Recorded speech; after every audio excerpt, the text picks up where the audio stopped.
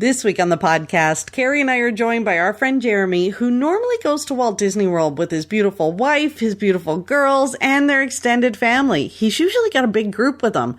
But this time, Jeremie went solo. That's right, he went to Walt Disney World and on a Disney cruise on his own. We're asking Jeremie, what was it like to go from big entourage to table for one? What were the pros and cons, and how different of an experience was it? And we really ask him, would you do it again? Stay tuned to find out if he would. You're listening to the Pixie Dust Fan Podcast. Hi, I'm Francine. And I'm Carrie. We're two best friends who can't stop talking, usually about Disney stuff. Sometimes we have fascinating guests, and sometimes it's just us. But it's always positive and fun. We're happy to have you join our chat. Thanks for listening, and let's get started. Hi, guys. Hi, Fran. Hi, Fran. Oh my goodness, there's another voice in the room. Who's here? It's me, Jeremie. Hi, Jeremie. Hi, Jeremie. Hello, ladies. We are so happy you came to chat with us this week. We were talking about this kind of episode, Jeremie, for so long, and it totally worked out. So thank you so much for coming and hanging out with us. Well, thanks for having me. It should be lots of fun. Yeah, it's Carrie and I have talked about doing a podcast before about solo travel and all sorts of stuff. And then you happened to be on a vacation. Was it last week? It was last week you were away. Yeah, so last week I went out to Walt Disney World and went on the Disney cruise for my first solo Disney vacation. So usually I go with my family of four, but we also usually have lots of people tagging along. So we bring extended family. On average, we're about 6 to 8 people in my traveling party. So it was quite the difference going from a large group to just solo. All alone. You were all alone. One is the loneliest number, or at least one was my number on this vacation. It's the best. Yeah, and we talked about it just before you went on the trip, and I was like, oh my gosh, you're going to love it. Like, it's so different. And yeah. But for us, it's kind of like we don't normally travel with kids, so this is like a totally different vacation when you normally go with kids, and now you're like solo. Yeah, so you reached out to me and to talk about it a bit, and thanks, you kind of calmed my nerves. I was getting a little bit nervous, so we talked it out, and you kind of reminded me that I just have to worry about me, and I can do essentially whatever it is that I want to do at any given moment, and that kind of calmed me down, and because I am so used to having this large group of people traveling with, so it was interesting once it actually started to happen. It was fun. It's funny to hear, like, it is true, though. Like, you get nervous thinking about going alone. I mean, I guess everybody must feel that way about traveling alone anywhere. Yeah, so I have flown before alone, and that part I wasn't too nervous about, but then it's like, okay, well, you're in the parks alone, and you're so used to having the interaction with other people, and then you're going to be dining alone, and then you have that self-consciousness about being at a table by yourself, and it was just, oh no, I'm going to be in this situation, am I still going to have as much fun as when I'm traveling with a large group? And it wasn't necessarily the traveling alone, because I've done that, but it's the being in such a populated area alone that was kind of giving me nerves. So thanks for talking me through it. And yeah, no problem. And then it went a lot better than I expected. So it was fun. Isn't it funny that it's the dining that really, like, the thought of eating alone, I think, is probably one of the most nerve-wracking parts. Yeah, and I did get quite a few looks. Now, my dining times kind of made it so that I was really sticking out in the crowd. It was, for the most part, I was fine, because most of the rides that I did and most of the lines that I was standing in, it was stuff that Little kids don't necessarily go in. So there was the plausible deniability that it was just the rest of my party didn't want to join me. But for dining, it's like, okay, well, it's most of the time I'd end up dining very late in very nice restaurants. So it was like his date stood him up kind of feel that I was giving off. Or they look at you and you're like, party of one. Party of one at a table, not at the bar. No one will be joining me. So the looks I got at the dining kind of came up to what I expected them to be. But in the parks, no one cared. Yeah. That's for sure. Was there something that surprised you about being there by yourself? Like, that you were like, I didn't expect this. How little I actually need to bring into the parks. Because my family always brings like a massive backpack that's jammed to the seams, that like I'm always afraid that once security starts looking into it, that I'm not going to be able to get everything back in.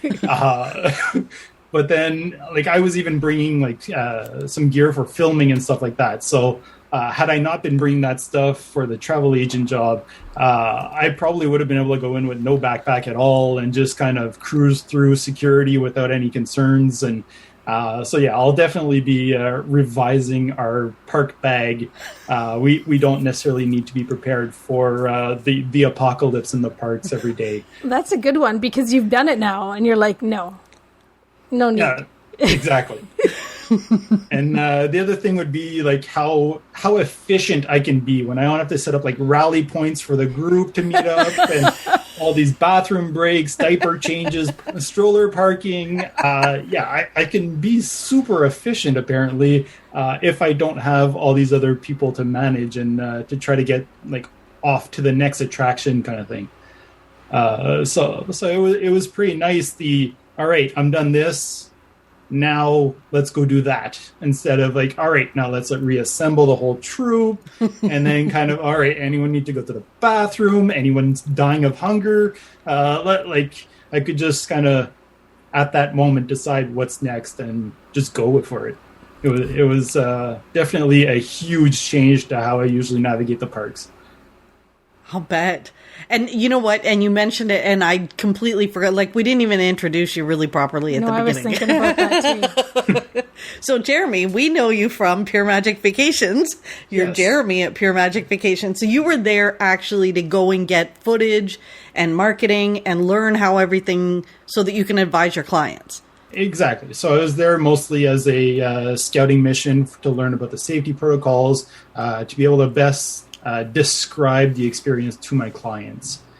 Just because what I saw and what I was reading online was the famous question of, did you feel safe? And what one person feels safe in a situation and another is completely different. So I wanted to be able to personally tell my clients, well, I'll let you decide what's safe.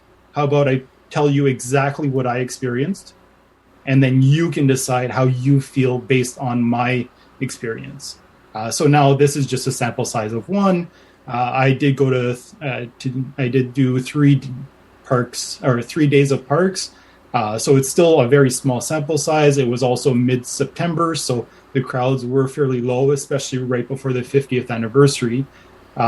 So I guess based on my small sample size, it can only be exacerbated by the fact that the crowds are just going to start pouring in October 1st. So Yes. Whatever I witnessed will likely be much worse than what I can describe in the coming weeks. For sure. And I think because the crowds are going to start pouring in for the anniversary, and then I think that 50th, it's 18 months. I think it's just the beginning. Yeah, so you've got the anniversary coming up, October 1st, and then from there, this Food and Wine is still going on, plus the anniversary, and then you're going to go into the Christmas holidays. So yeah, it's the crowd's just going to keep going for the next 3 months at least, and then for the next year, it's probably not going to go down too much, especially not to the levels where I just witnessed. And it's funny, you talk about being so efficient in the park. So even though like the crowds were low and there were all these safety protocols, but you could basically just go, like one day, I think when I texted with you one day, you said, didn't you have like some insane like 30,000 steps or something when I texted you at like 6:00? Yeah, so I was walking quite a bit.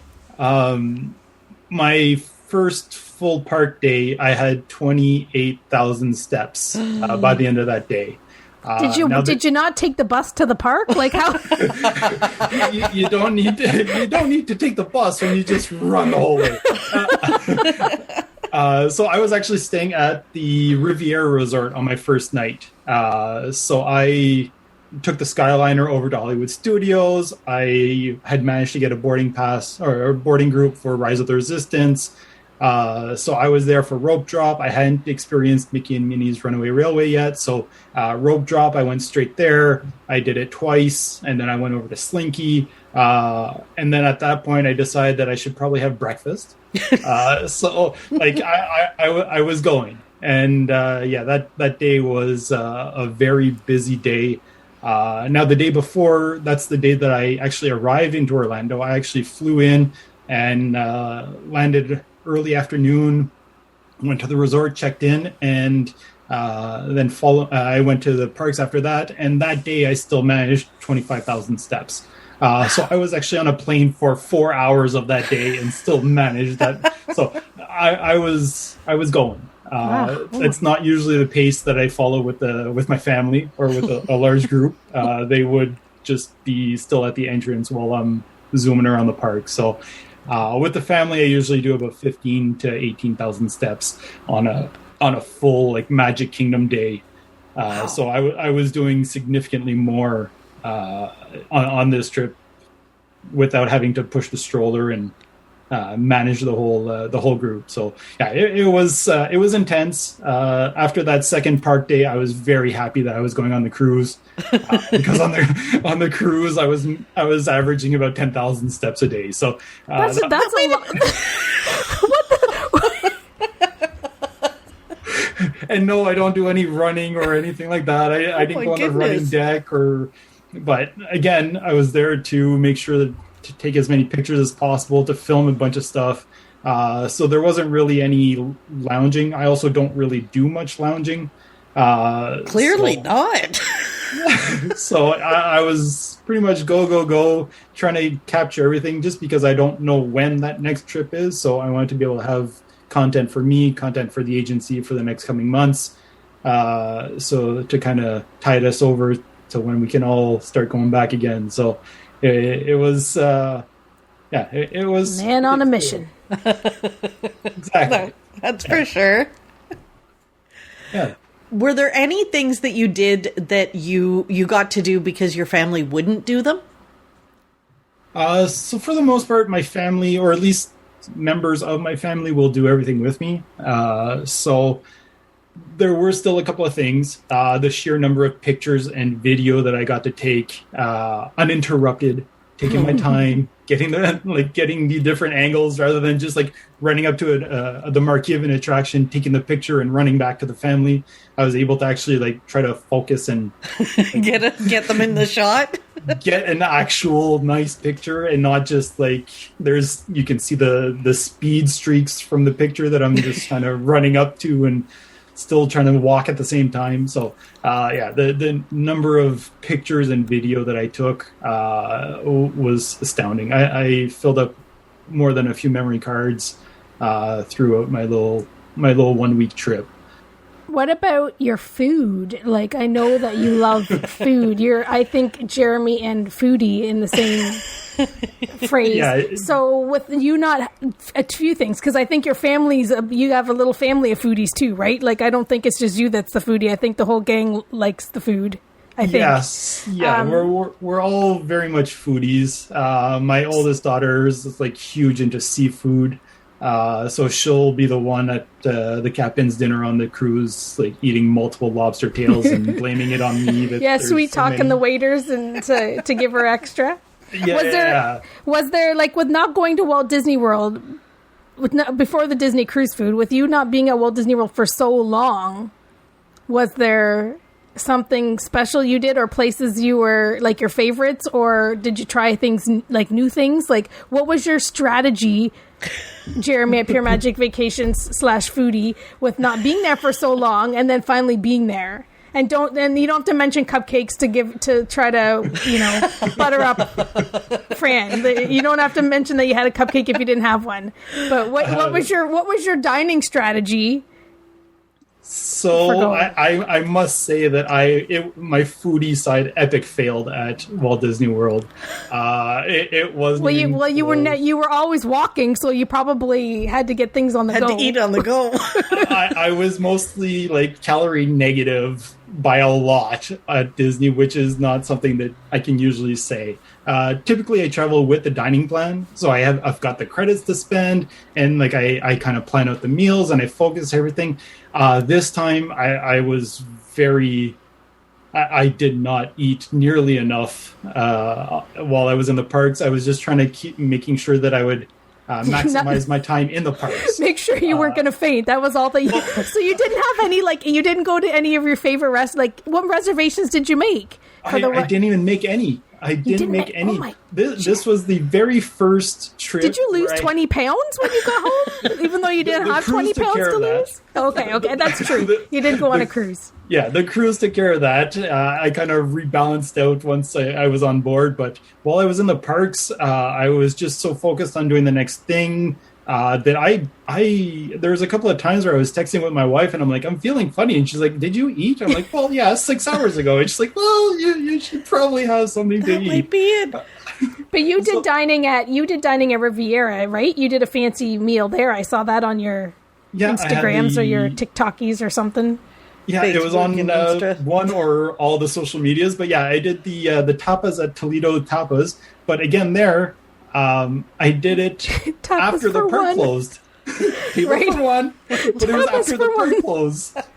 So I kind of went most of that afternoon and evening without eating, and then once I got to the resort, I cleaned up, got out of the park gear, got refreshed, and then I went and ate at the restaurant at the top of the resort. You were probably famished too, so maybe you don't enjoy it the same. Like, you're kind of like, no matter what, it was delicious because you're like, I haven't eaten anything. Well, that food was actually very delicious. It looked fancy. That's why I was like, look at Jeremie getting his foodie game on.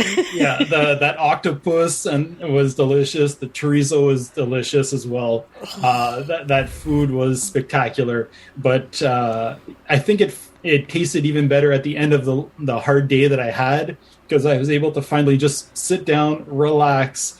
I had showered, so I felt good too. And I was just kind of enjoying the food because, well, one, I hadn't eaten in quite a while, and two, the food was just so good that I was really able to taste it. I didn't have anything to fight it. Like, I wasn't still tasting something that I just ate, kind of thing. It was. I also wasn't trying to stuff anything in by the end of the night, like on the cruise. You're probably tired though. Like, you had to eat slow because your arm probably was sore from from when you're like walking really fast and your arms are swinging. You're probably like, oh, this fork is so heavy. Or maybe I'm just pretending I walked 28,000 steps. So yeah, the foodie part of me failed miserably at Walt Disney World. I tried a couple of different things that clients had asked me about. So who asked you about this stuff at Epcot then? Because, Jeremie, I gotta say, like, I saw your little video and I was like, food.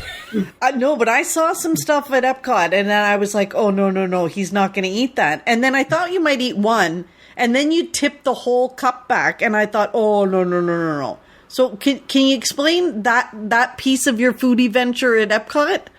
Yeah, so Epcot, I had previously visited La Cava del Tequila a couple of times, never really able to get a good picture. So I've reached out to you a couple of times whenever I needed a picture for there, and thank you very much. Welcome. So I wanted to be able to have my own picture.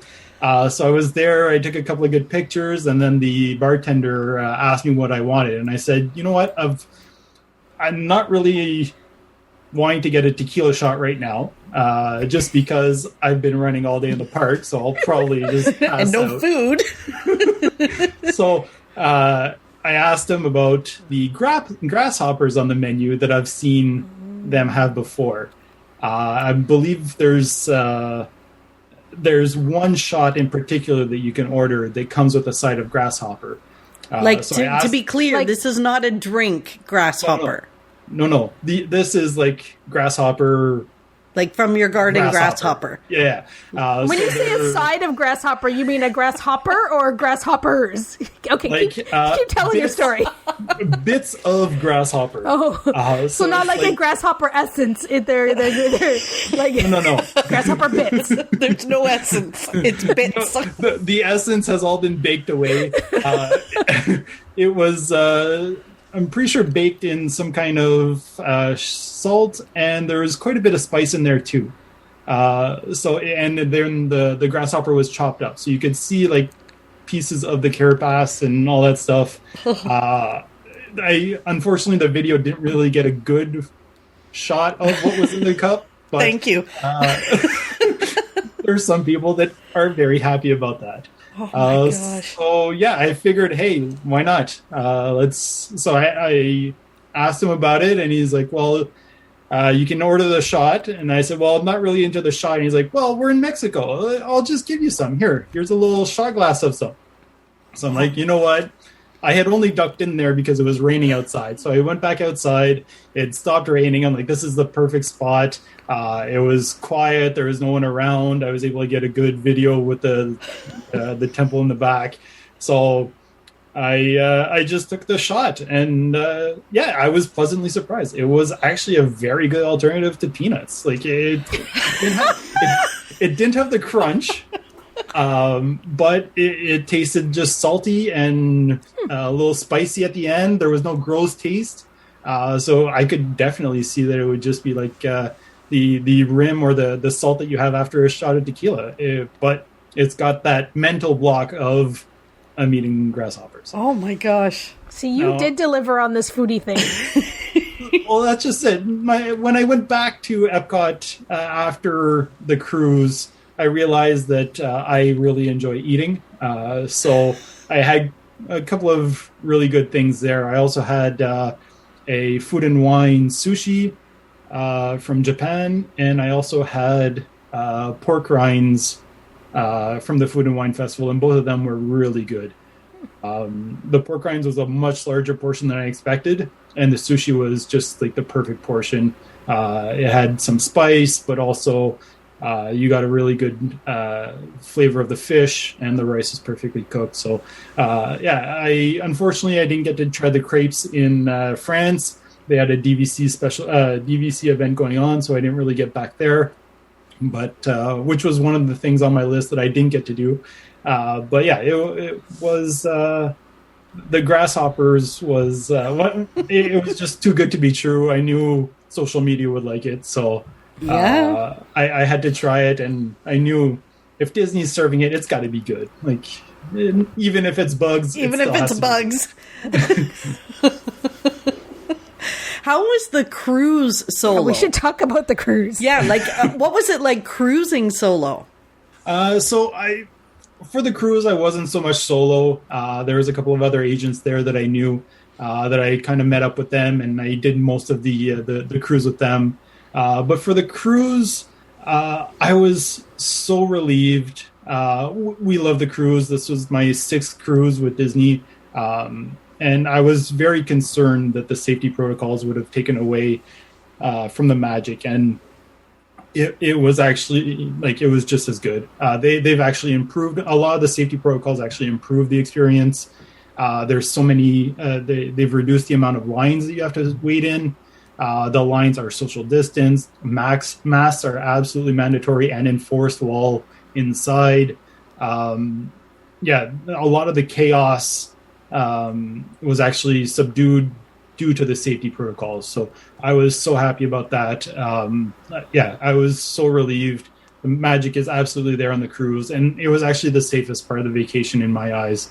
The elevators, which are usually jam-packed, were limited to your party or 2 parties. And for the most part, whenever I was in the elevator, if it stopped at a floor that I wasn't going off at, I just closed the door, and the people outside of the elevator just knew to wait for the next one.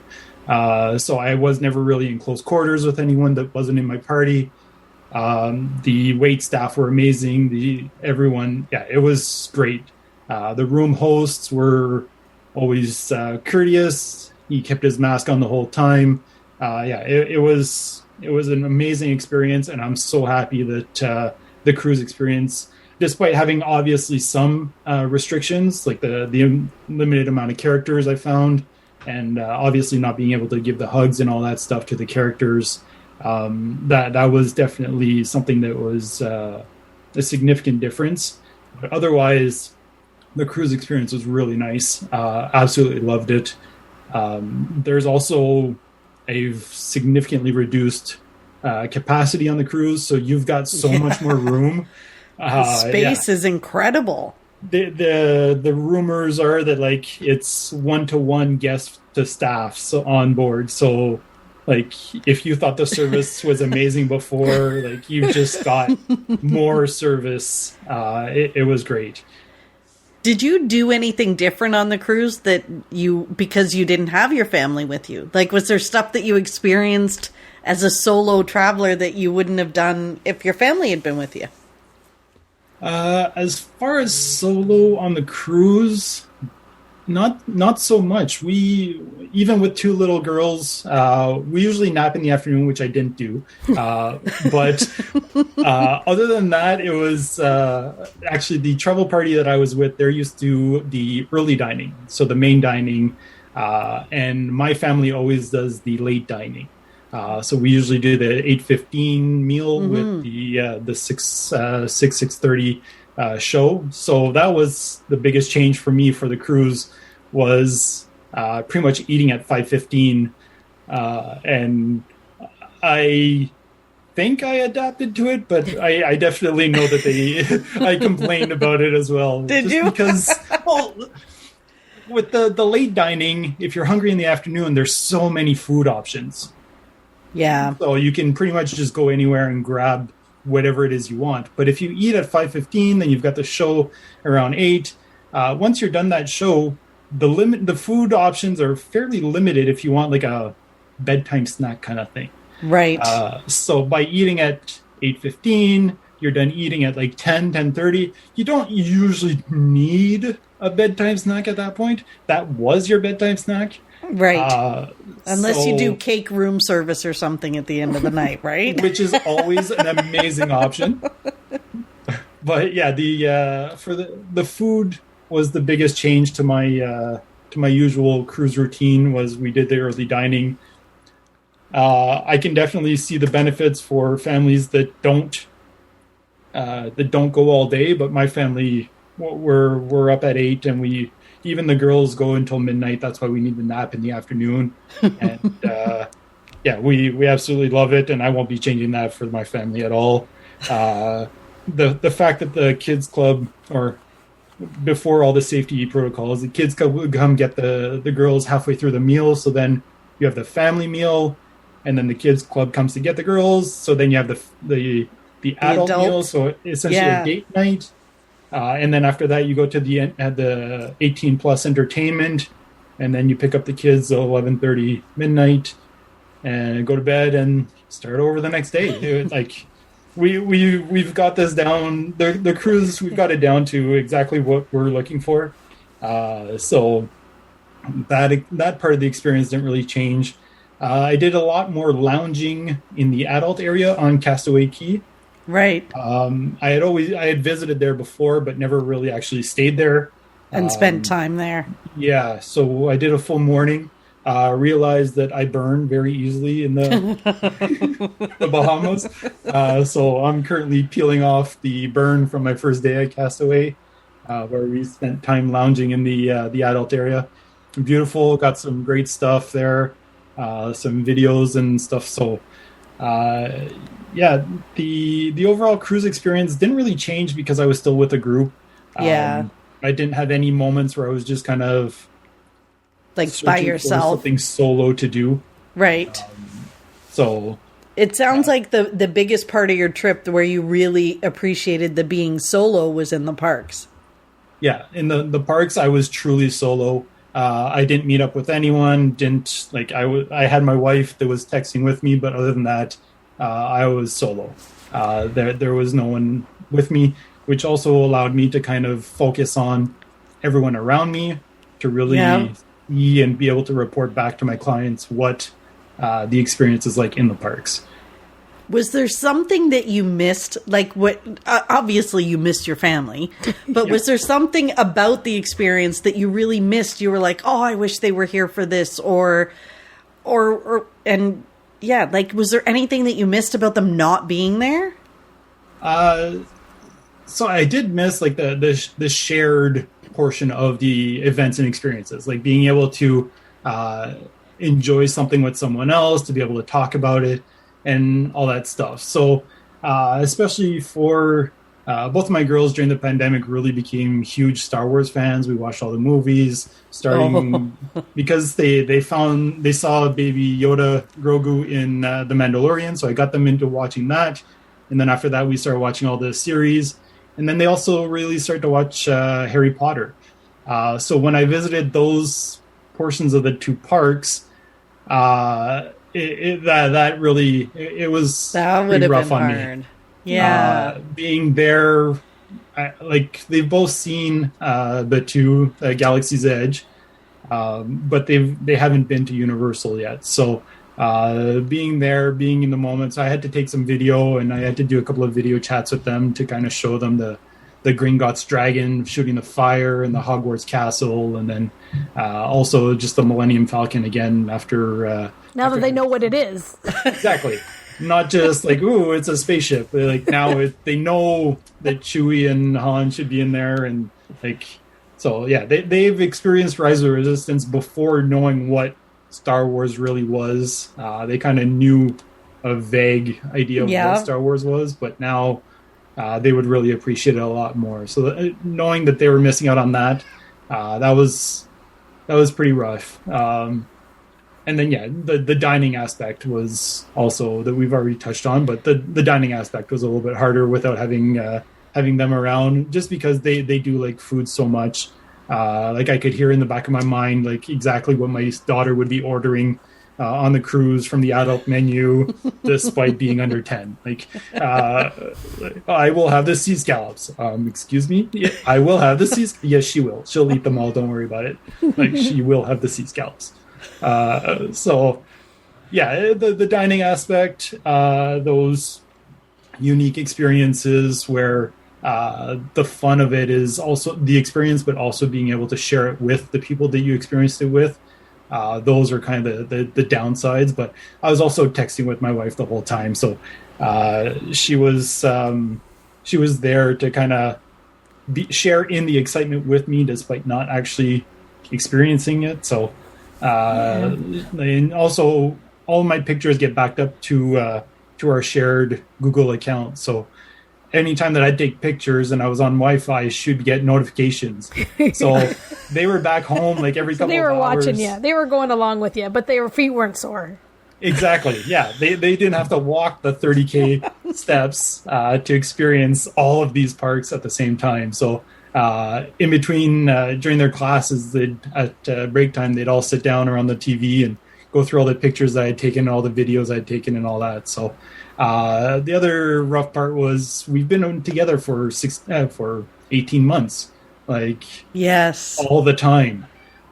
So being away for this long, and then on the cruise, it was difficult to be able to contact them. That was pretty difficult for me, difficult for them too. Mm-hmm. And just the cherry on top is on my first day on the cruise was my 8th wedding anniversary with my wife. Oh my gosh. So this is actually the second time that I leave her for a Disney for a Disney training. On your anniversary? On my anniversary. Did you go party of one and then be like, I'm celebrating my anniversary? You should have got them to write the happy anniversary on the plate. Well, I did. I got them to I got them to say happy anniversary. Jer and Kim love DCL.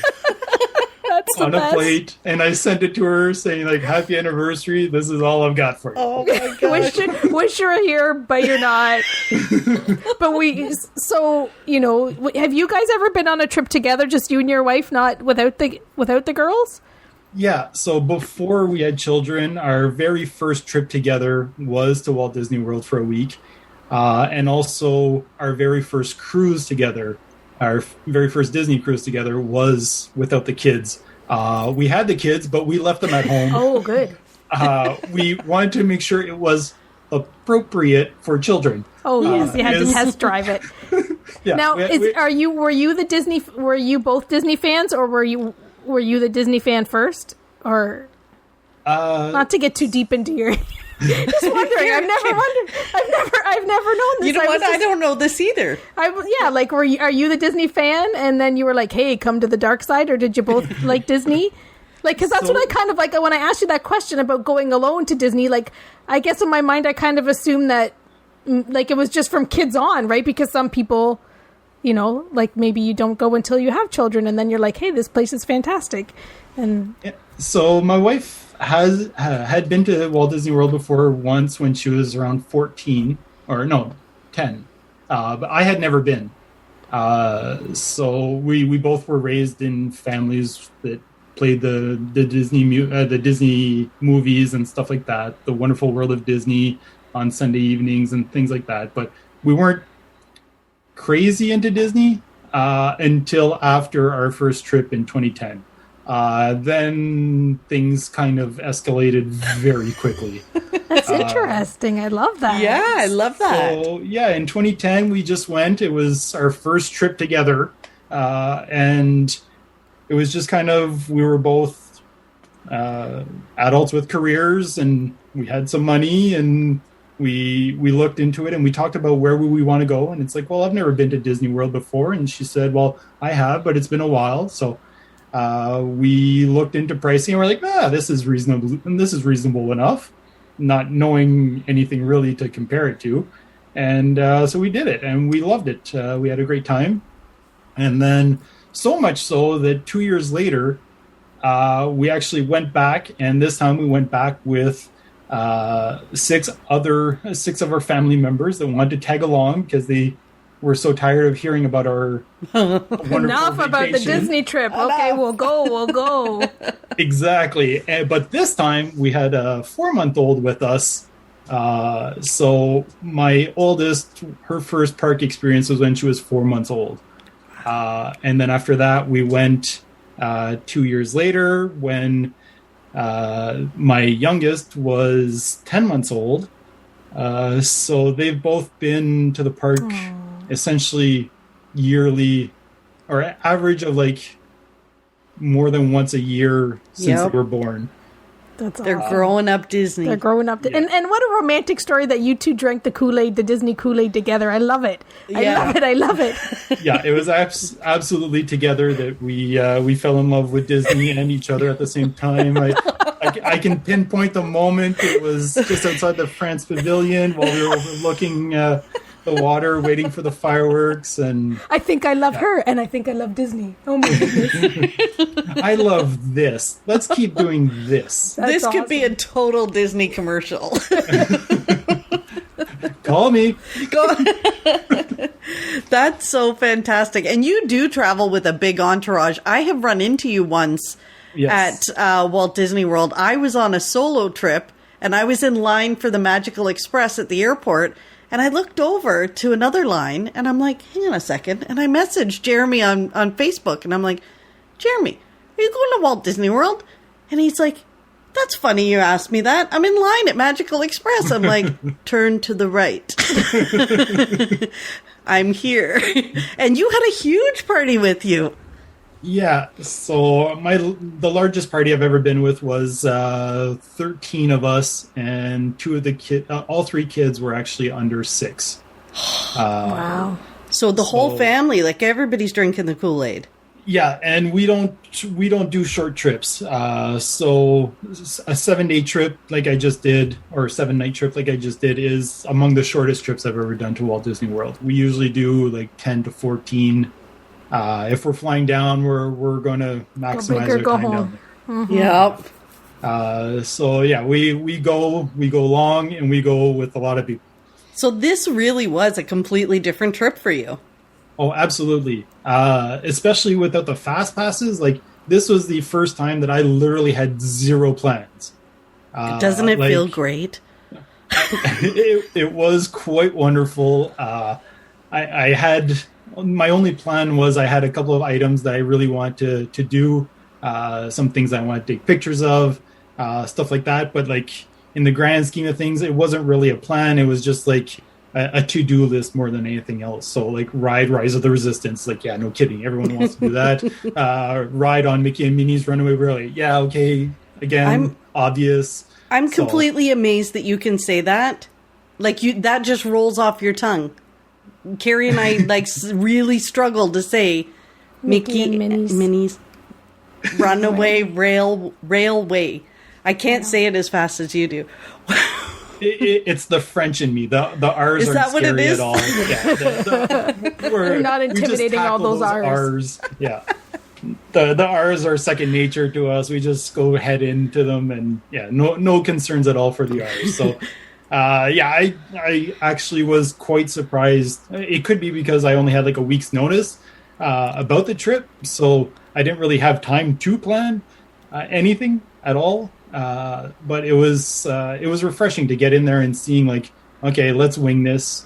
Fran, you had previously, like, when you went, you didn't really have any plans. You didn't even have park reservations. I didn't have park reservations some days. And so I did have park reservations, except I booked them like 24 hours in advance because that's when I got my park tickets. Right. So I really didn't have any park plans either. And I should have, because I probably would have ate more. Had I had an actual reservation, I would have showed up and a good actually point. Gone to it. This, I kept meaning to eat. I kept seeing things that I wanted to eat, but then I kept thinking, okay, well, I also want to do this, so then I'll do this, and then I'll eat. And then it's like, okay, well, I'll do this, and then I'll eat. And then, well, the park closed, and I was back at the resort, and I'm like, I should probably eat now. There's no other excuses. Do you have, like, was there the best moment in the park? Like, from your trip, is there, like, one moment that you think this was just the best moment ever? The grasshoppers. The grasshoppers, the reaction I've been getting from it, the fact that it actually tasted pretty good. The grasshoppers was a really good moment. I also did Club Cool since it just reopened. I got to do Club Cool, got a good video of that with all the reviews of the drinks. Found a new drink that I really love. What else? I got to do Splash Mountain again, just in case they start the refurb. Yeah, they start the refurb. I got to do the Magical Express one last time. When they announced that, I thought that it was going to be over, that I had already been on my last Magical Express, so I got to do that. And that's important to that's important to fans. Like, people love that Magical Express, and it'll be sad to see it go, or be on a no-name Magical Express with mirrors. But yeah, the unmagical express that you have to go get your own luggage this time. So then I got to do Rise of the Resistance again. 2 days on Castaway Cay. That I had only ever been. No, I had done 2 days before, so I pretty much doubled the total amount of times that I've been on the island. So that's like, I had a lot of best moments. The Foodie and me, though, definitely screwed up the Walt Disney World Park. I think you did okay. It's been a long time since you had been there. You were on a mission. You had lots to see and do. Yep. Yeah, we'll forgive you this time. We'll forgive you. My whole to-do list, except for the France portion, was completed. So it was a mission accomplished for me. Everything that I set out to do was I got to do. So I was pretty happy, despite only having like essentially 2 full days in the park. it was still a very productive time.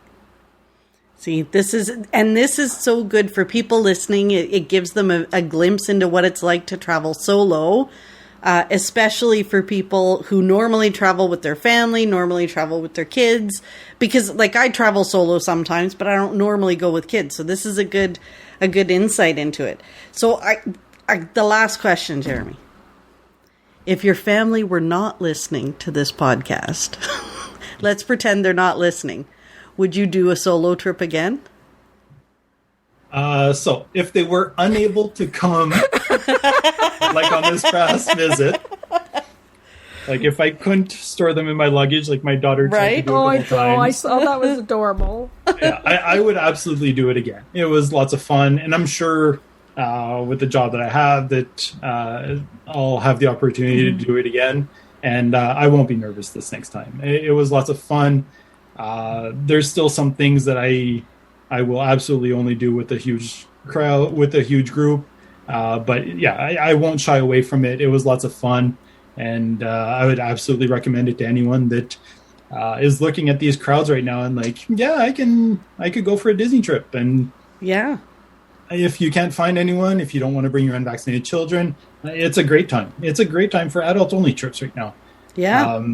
I'd strongly recommend the cruise more, just because I felt safer on it. But definitely, a Disney World adult-only vacation is always an option. Yes. Leave the kids at home and just go have fun.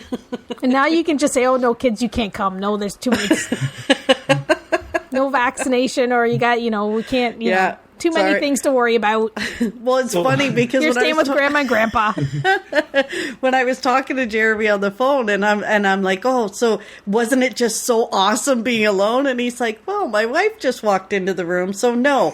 It was tragic. It was tragic. It's kind of funny. But yeah, no, it sounds like it was a great time, Jeremie, and I'm so glad that it worked out so well for you and you got to do everything. Like, you really made use of your time in the parks. Oh yeah. I actually, it's only my second time using the park hopper. Usually my family, despite going so often, we never really get the park hopper. So I really used the park hopper to the maximum. That second day at Disney, I visited, I went to Hollywood Studios, then over to Epcot, back over to Magic Kingdom, then back to Epcot and over to Hollywood Studios to finish the day. So goodness. I went all the way through. Jeremie did more in that day than I did in one of the weeks I was there. So, I don't know how you did it. I honestly don't. They put up all those 50th statues, so I had to go take pictures of that. I had to go get a mug for my mom at the glass shop in Magic Kingdom. Oh, right. So when I had visited there on the previous day, they had said, well, they were getting a shipment while I was on the cruise. So after the cruise, I went back to see if they had the exact mug my mom was looking for. They didn't, so I got the smaller version. But it's still, I went over, got more pictures of Cinderella Castle, which you can never have too many. No. More Memory Maker picture or PhotoPass pictures. So you made the most of it. Oh yeah, I wanted to maximize, and that's why I wasn't eating. I was too busy going through all the parks all the time. Wow. I'm telling you, you did more in that day than I did in one of the weeks. And then you realize when you're there by yourself, everybody is sending you their shopping. Like, yes. I don't know about you, but I came home with more shopping for everyone else than I did for myself. Well, I had told my frequent shoppers that I had a carry-on and a backpack. So I was not able to bring anything. I had family gifts that I had to bring back because, well, I was there without my family. So I had to definitely bring something back. And then my mom's mug. Other than that, I wasn't really able to commit to anything else. So I got some cute Remy ears. I also got... what else did I get? I got a beautiful water bottle for my wife and something for my youngest, which I can't seem to remember. I'm so glad, Jeremie. I am so it's such a great thing that you managed to get to go and had such a good time. Yeah, it was a massive change from the crowd that I usually go with.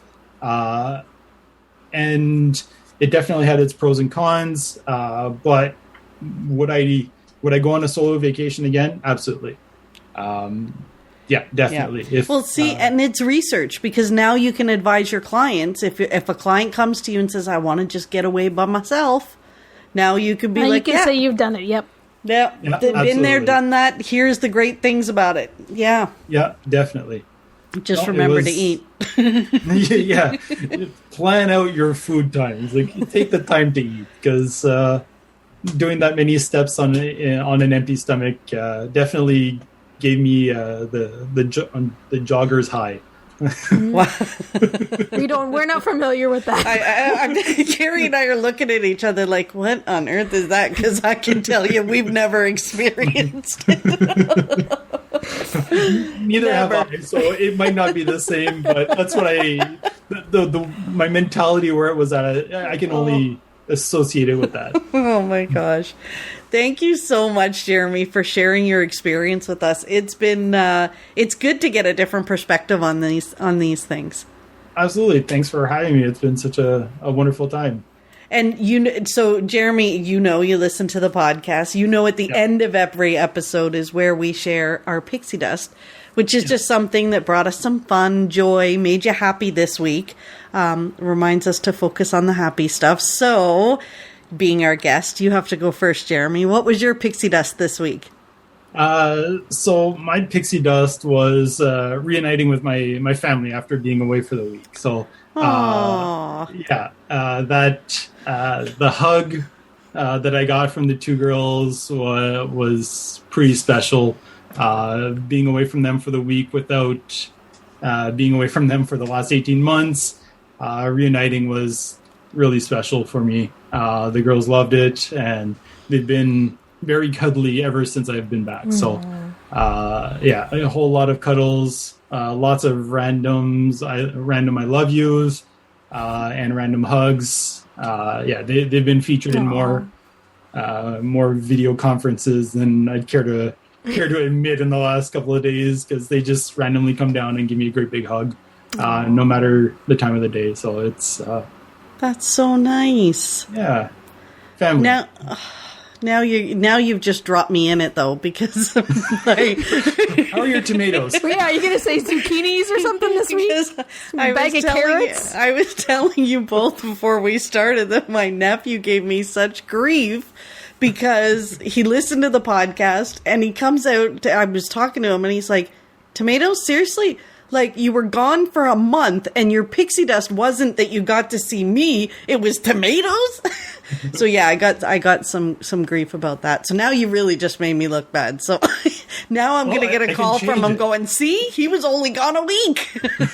Fine, I'll change it. It was the magic is still alive on Disney Cruise. That's it. There we go. We can just edit that last part out. Well, the Disney Cruise is still super magical. That's my pixie dust. That's your pixie dust. Oh my gosh. Carrie, do you have pixie dust? No, it's not like I don't have anything warm and fuzzy and awesome like that. That's for sure. Well, it's got to be better than tomatoes. It's definitely better than tomatoes, but it's one of those things that brings me pixie dust. But what is it? Stickers? Stickers? No, my stickers are delayed. My monthly sticker pack is delayed. Okay. They've emailed me a couple times, but I got my 2022 Hobonichi planner. Your what? I order. They're from Japan, so it's really cool because it's got like all these Japanese things in it. I don't know what anything. I'm gonna have to do like Google Translate. I've had one before, but I've never had this version before. So, anyways, you have to order them from like special shops. So this is from Wonder Pens in Toronto, and everybody has to pre-order their agenda. So mine came in, and honestly, I love it. Like So this is like a book that you write your appointments in. Yeah, appointments. Who has appointments nowadays? It's like your calendar, and then I do keep my to-do list for work on it. Okay. But anyways, it's just a beautiful thing, and I bought a little protector case for it, and I've sat and stared at it a few times, and I haven't put any stickers in it yet because I have to figure out strategically like how I'm going to sticker it and how I'm going to use it exactly. But I keep opening it up. You haven't written anything in it? No, yet. It's for 2022. It doesn't start till November. So I open it and I look at it and I smile and then I put it back and then I look. I've done that a few times at work when I need to just I need a break. I open up my Hobonichi and I'm like, oh, this is just so wonderful. I'm so glad. I got one a couple years ago, so I said, forget it. I'm splurging because they're not cheap. If you knew how much this little guy cost, you'd fall off your chair. You'd fall off your chair. You put more planning into that planner than I put into my entire vacation. That's right, for sure. Oh. So that's my pixie dust for the week. Well, it makes you happy. It does make me happy. It truly does. I love it. It brought me. It was the day that came in the mail. It was like the sticker day. I had complete joy. Like your day could be like you feel that you've like down a black hole, and then you get your sticker pack or you get your Hobonichi in the mail, and it just turns your day around. And then all is right with the world. And all is right with the world until tomorrow. Yes. What's your pixie dust? Then you just have to stare at it. And I do. Yeah, she just looks at it. She doesn't write in it. She's just looking at it. It's not till November, but you look at it and you admire. You're like, this is just so awesome. Like, it's just totally awesome. It's awesome. Awesome. Excellent. Yes. Excellent. What about you, pixie dust fan? My pixie dust this week was, well, by the time this airs, it'll be the second episode of season 41 of Survivor. I know you're rolling your eyes, 41. Carrie, but I have watched every episode of every season. And actually, I was chatting with someone today and said, I don't even want to calculate how many hours of my life I have given to Jeff Probst and Survivor, but I love that show. Yeah, I've watched every season as well, so you're not alone on the call. I'm definitely in there with you. It's amazing. It is such a social experiment. It's fascinating to watch how these strangers come together, form alliances, backstab, work together. Like it's just it's so fascinating. I love it. Not sure I could do that solo trip. No. No. Survivor sounds like my first two foodie experiences. My first 2 days of the park foodie experience. Pretty much. Just like no food except like a big platter at the end of the night. Oh my God. You have to get to the finish line. Exactly. Now, Jeremie, where can people find you online? So how do people find you? So primarily Facebook, Instagram, started up on TikTok, always Jeremie at Pure Magic Vacations. I also have a website, and it's Jeremie, Jeremie, because I am French as well. So anyone that needs services in French, more than happy to help. Oh, yes, that's right. Good. That's right. Jeremie does speak French. And I have spelled your name wrong, so I'm glad you clarified that, because I have done it when I've been messaging you, and then I'm like, oh, I know that I spelled that. Yeah, so. Yeah, it happens constantly. Don't worry about it. Well, thank you again for joining us and sharing your experiences with us. Thanks for having me. It's been lots of fun. Look forward to doing it again. Yeah. Carrie, you usually say bye. There was no bye. I thought I would just, let Jeremie say the last thing. Bye. Bye. Thanks for listening to the Pixie Dust Fan Podcast. We hope you enjoyed the episode. Make sure you're following us on your favorite podcast player so you'll get a new episode every week. And find us on social media too. We'd love to hear from you.